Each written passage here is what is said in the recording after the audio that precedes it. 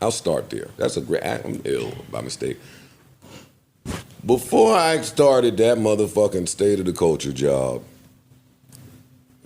me and Puff had like a heart-to-heart where he looked me in my eyes and said, yo, I heard a lot of stories about you, and I hear that you are a lunatic.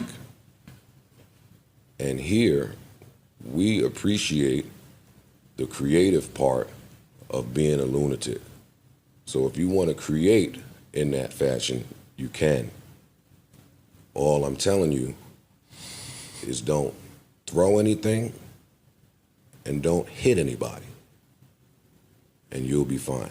And boy, I felt so at home hearing that. But also in hearing that, it led me to believe that he understood the importance of not hitting people. Because that's important as you running a business and building a business.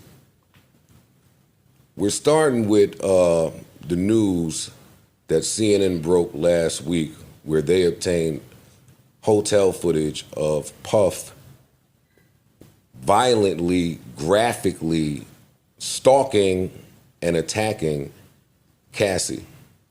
If that other angle come out, maybe kidnapping as well. But when it turned the corner, we don't get to see. But you ran a long way down that hallway, and if you dragged her even 4 more feet, yeah, we now include kidnapping. That shit was disgusting, what we all had to witness. That shit was almost unbearable to watch. I'm certain that that was triggering for a lot of people. Absolutely. A lot of people that saw it. And that was Friday. Yes. Mm-hmm. I assumed that he would go and just hide somewhere.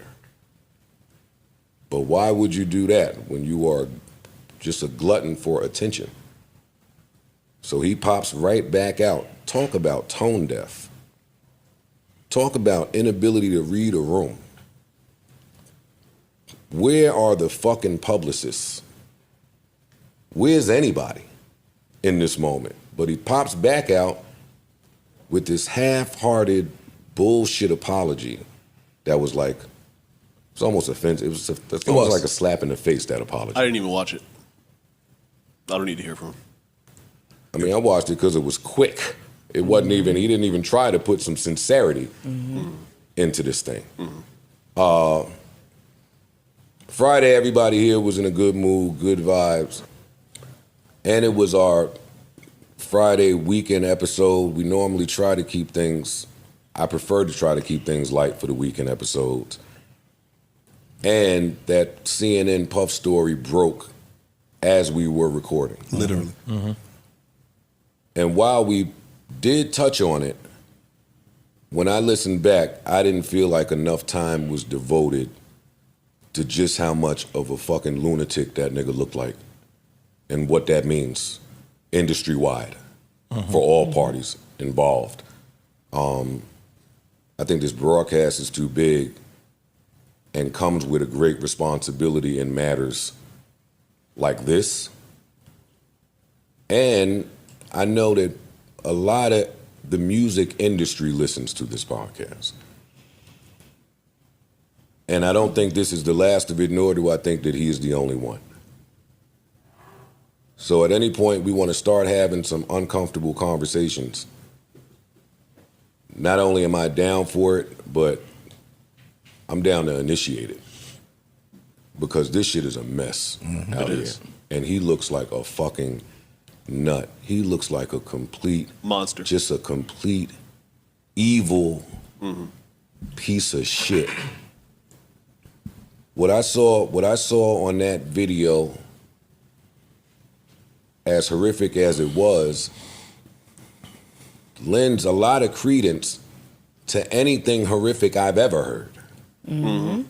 Yep.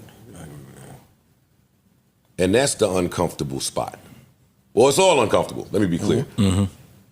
But maybe he was unaware of some of the things that were out there about him that real niggas is just running around saying, nah, shit sounds so crazy. When you hear about people blowing up cars, it sounds like some movie shit. Mm-hmm.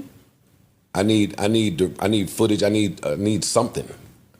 When you start hearing about some of the other things we've heard about, I think that video allows for everything to be back on the table. Mm-hmm.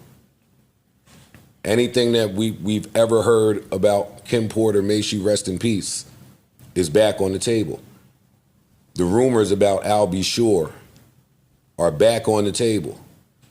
All of the violent stories that niggas refuse to believe because of who he is and what he has meant to the culture. After seeing that,